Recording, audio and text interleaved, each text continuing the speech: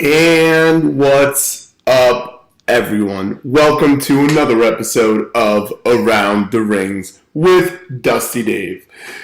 Thank you for subscribing to our Patreon. We love you. So I was going to do this episode a little earlier in the week, actually like a week and a half ago. Reason being because I wanted to discuss a really big occurrence that happened on the last night of the New Beginning show. I'm rocking my Switchblade shirt. I breathe with the Switchblade. And he became the 68th IWGP Heavyweight Champion, winning this baby from Hiroshi Tanahashi. Now, the match itself was a good match. They each got their offense in. Obviously, we all know Hiroshi Tanahashi is pretty much being held together with adhesive tape.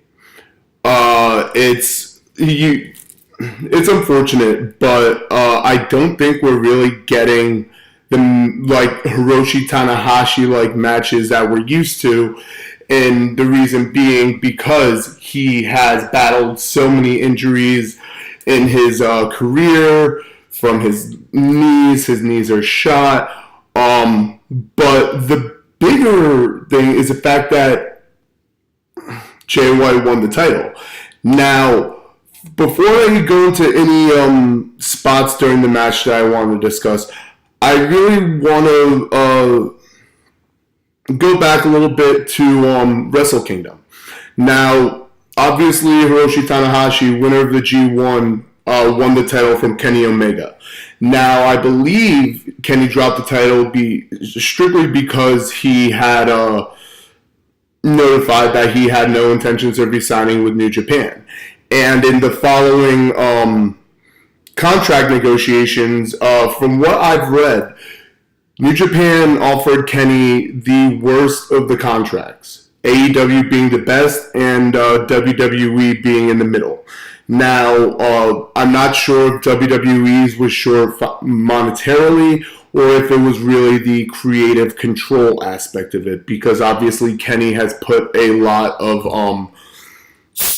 time and effort into the development of his character as a cleaner, leader of the Bullet Club, leader of the Elite, etc., etc. But I feel that had Kenny decided to stay in New Japan, he would have retained the title at Wrestle Kingdom and potentially would have also retained the title at this New Beginning event. Now, between now and the G1, New Japan's biggest event is their New Japan Cup. Now, in the past, the winner of the New Japan Cup has been given the right to challenge for any of the singles titles. Last year, we had Zack Sabre Jr. win, and he went on to have a clinic with Okada. Zack Sabre Jr. matches are always clinics, but but this year it's a little bit different. So this year, first and foremost, they extended the number of participants in the tournament to 32, providing 2 brackets of 16. And the winner will be Jay White's opponent at the G1 Supercard. Now, I'm getting antsy about the card for the G1. I'm going to be there in attendance. I know the other Kings of the Rings are going to be there. There are going to be a lot of people checking this out. Now, originally, I was planning on skipping TakeOver and going to this. Now, since WWE moved TakeOver to Friday, I'll be at TakeOver on Friday, G1 Saturday, Mania Sunday, Monday Raw, Tuesday SmackDown. So yeah, but I liked how during the Jay White Tanahashi match, Jay White used his intelligence and did a lot of damage to Tanahashi's knees. Now, on the Tanahashi side of it, in the weeks leading up to the New Beginning match, it looked like Jay White started utilizing what I believe to be a heel hook submission that he called the TTO, the Tanahashi tapped out. He did tap out Tanahashi with it. But it actually was a catching Tanahashi doing high fly flow into a Jay White finisher, breathe with a switchblade. I don't know the exact name for it, but somewhat uneventful finish. We had the typical involvement from Ghetto, who, as we know, it's been a while now, but he is now aligned with Bullet Club and Jay White. But I really want to bring more focus to Jay White himself. Now, we know that last year he came back from excursion. He's only been a pro wrestler, I want to say, for 6-7 years. I would have to check the interview again. And he's only been in New Japan for 4 of those years. He's 20, I want to say 26 years old. He went on to excursion after having his last Young Lion match, and then he came back as a Switchblade. His excursion brought him to Ring of Honor. I'm not sure if he also did any of the Indies or any of the Mexican, but going on excursion is a really big thing for Japanese competitors. It allows them to hone their craft. And like we've seen excursion, like Okada did an excursion. Unfortunately, TNA didn't utilize him well. Same thing with Naito. Naito also had an excursion in Mexico, and that's where he became part of the Los Ingobernables stable. That he was aligned at the time with La Sombra, now known as Andrade in WWE. But excursion's a big thing because it allows you to, like I said, hone your craft, but it also allows you to take some of, their shtick from the different types of wrestling into your arsenal, whether it be lucha libre, strong style, etc., etc. But Jay White came back a completely different man. This Switchblade character is dark. I still remember watching all of the vignettes. A lot of people thought it was going to be Sami Callihan, with Sami Callihan's history of the Switchblade conspiracy with Jon Moxley. But yeah, he came back completely different man, and he holds victories over Omega. He won the IWGP United States Championship from Omega, Okada, Tanahashi. So they're investing a lot in this man, and he now holds what I feel the most prestigious belt in wrestling history. So now let's go back to the New Japan Cup. The New Japan Cup is the second biggest tournament. The first being the G1 Climax. Obviously, the winner of the G1 Climax, assuming successful defense of the G1 Climax contract, main events Wrestle Kingdom. And so, like I said, this year we have 32 competitors, and I actually have a copy of the bracket. So, on the left side of the bracket, we have it's a mix of their veterans, their younger guys, and their main event acts. So we have Yuji Nagata versus Tomohiro Ishii. Ishii is one of the craziest competitors. I love when in any of his matches he gets into a striking competition with his opponent. These strikes are something like some of the sounds you hear from the contact. It's rough. Then you have Tomoaki Honma versus Taichi. Now, Tomoaki Honma, he recently came back from what was thought to be career-ending injury. Now, he was injured by a draping DDT gone wrong, and he was spiked right on his head. He was paralyzed for a while, but he made a miraculous comeback. And even just seeing him in a ring now, I kind of feel the same way like I do about Daniel Bryan, where we're in like borrowed time now. So as long as they're healthy and are able to do it, I'm all for it. But they need to be very careful. Like anytime I see Daniel Bryan clutching his head or his neck, I always gasp in fear for the worst. Taichi, he's an up and comer. He's a member of the Suzuki Gun stable. And he had a very short run with the Never Openweight Championship, which he then lost to Will Ospreay. The next match in this bracket is Manabu Nakanashi, who's also a veteran, and I'm willing to. I believe he is also a former heavyweight champion. It's really hard for me to read these engravings. I got this replica at a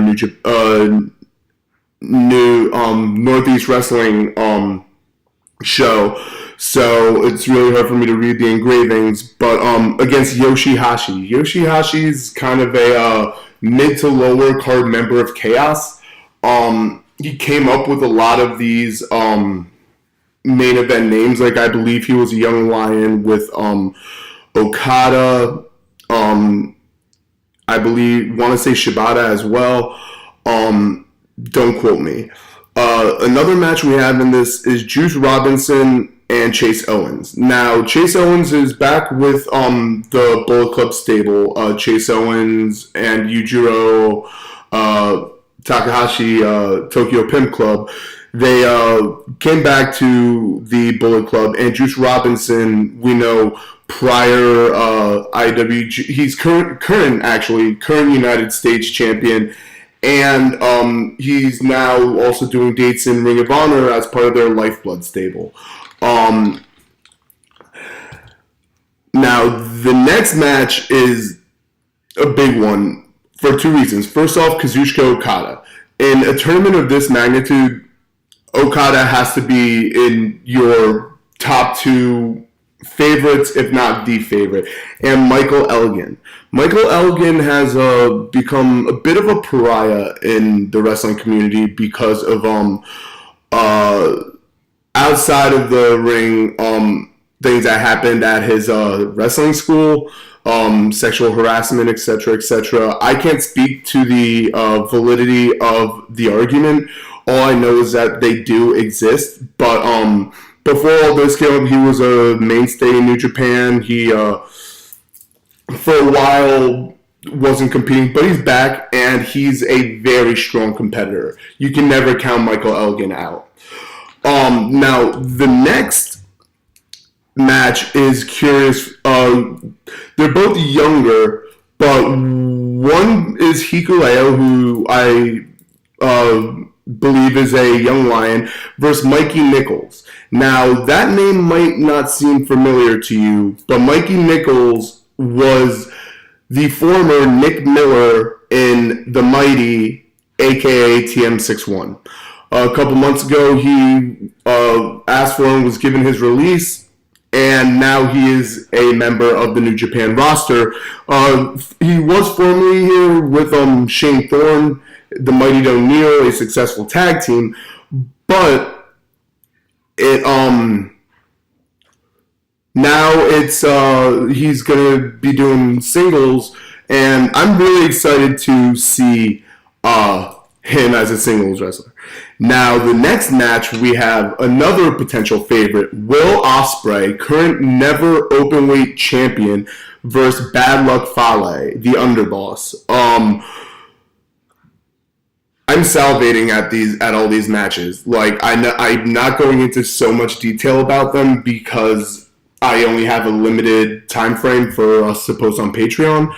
But especially Will Ospreay with his new, like, his assassin gear, like, and anytime he graces the screen, it's something to behold. Like, we're starting to get that now with Ricochet's matches. But the matches that they had with each other are second to none. And the last match of this side of the bracket is Toa Henare versus Lance Archer. Toa Henare is another standout young lion. And Lance Archer is one half of the Killer Elite Squad with Davey Boy Smith Jr. As a member of Suzuki-gun. Now, on the other side of another side of the bracket also has some really standout matches. You have the former champion Hiroshi Tanahashi versus young lion Shota Umino. If I'm not mistaken, Shota is the son of Red Shoes, and him along with Toa Henare are standouts. I think they're going to be the young lions that we see move on first. Then you have Hiroshi Tenzan versus David Finlay. Now, I'm not sure as to the health of David Finlay. I know that he recently had a shoulder dislocation. I'm not sure to the extent of how bad it was, but obviously you hope for the best and hope that these wrestlers aren't coming back from injury too quickly so as to have this chance and then potentially hurt themselves even more. And David Finlay, who is a member of the same stable in Ring of Honor as Juice Robinson, Lifeblood, and related to Fit Finlay, Dave Finlay, very, very wrestling heavy family, very talented. I could definitely see him in a couple years. He's just on that cusp of making it to the main event. Now, this match I'm about to go to, I'm happy for it, but I'm not in the same respect. Kota Ibushi versus Tetsuya Naito. Two names who, in any other match, would probably make it to the semifinals. I don't like the fact that their match is in the first round. It's a single elimination tournament, so that means that we're losing one of these two competitors right away. And obviously, Kota Ibushi has signed with New Japan exclusively for, I want to say, 2-3 years. And Tetsuya Naito is a perennial in the main event. He was last year's winner of not last year, being 2018, 2017's winner of the G1 Climax. So it's interesting to see, but this I think the winner of the whole thing on this side of the bracket is coming from this match. And then the next match on this side of the bracket, you have Zack Sabre Jr., last year's winner versus Evil. Also going to be a great match. I'm looking forward to it.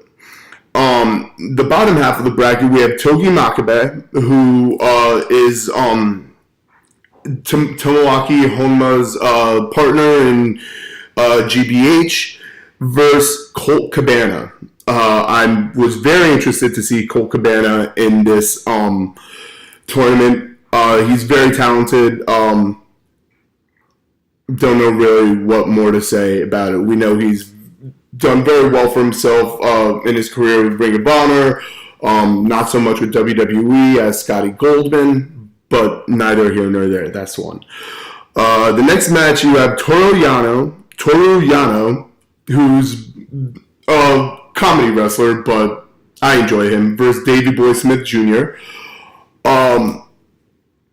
The next match, you have Satoshi Kojima, who is a former heavyweight champion, versus Minoru Suzuki, who is my prediction to be in the semifinals from this bottom half of the bracket. I can't wait to see Suzuki. I love his entrance song, and I would love to see him in the main event at the G1 Supercard. And the final match, you have Hiroki Goto versus Sonata. So in my bottom right bracket, I'm picking Minoru Suzuki. Top, Kota Ibushi. This is on the way. Top left is going to be Tomohiro Ishii. And bottom left, Kazuchika Okada. With my finals, I'm predicting Okada and Ibushi, and I'm going to pick Okada to win and challenge Jay White at the G1. So thank you all for listening. If you haven't follow us at KOTR_podcast. You can follow myself personally at KOTR_DustyDave. Part of Rant with Dan, Wrestle Addict Radio family, Wrestle Addict Radio at Addict Wrestle. Give us a follow, give us a like, give us a subscribe wherever you can find your podcast. And don't forget, we're in the home stretch for the hashtag KOTR rewards. One winner will receive an autographed Oscar Pop and an autograph of the Young Bucks. So to do that, buy our merch, become a Patreon. You as Patreons already have automatic entries. It shows proof that you bought our merchandise, etc., etc. If you have any questions, comments, or concerns, you can find me.